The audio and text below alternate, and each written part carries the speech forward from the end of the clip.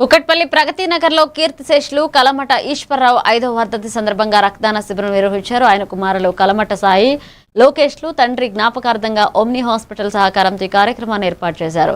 స్థానిక పెద్దలు శిబిరాన్ని సందర్శించి ఈ సేవా కార్యక్రమాన్ని అభినందించారు.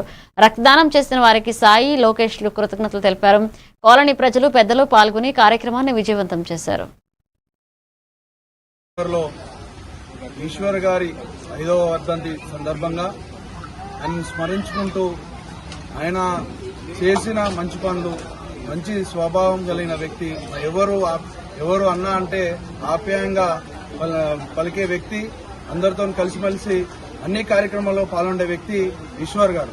ఆయనను స్మరించుకుంటూ ఇవాళ 5వ వర్ధంతి సందర్భంగా వాళ్ళ తనయులు ఇద్దరు, సాయి, లోకేష్ ఇద్దరు వాళ్ళ నాన్నగారిని స్మరించుకుంటూ ఇవాళ మంచి కార్యక్రమం రక్తదానం మహాభాగ్యం అనే దాని శిబిరం ఏర్పాటు చేసి ఈ రక్తదానం ద్వారా మరి ఇంకో వ్యక్తులకు ఆపదలో ఉండే వాళ్ళకి సహాయం చేయడానికి ఓమ్ని హాస్పిటల్ ద్వారా ఈరోజు ఇక్కడ బ్లడ్ క్యాంప్ ఏర్పాటు చేయడం చాలా సంతోషకరం.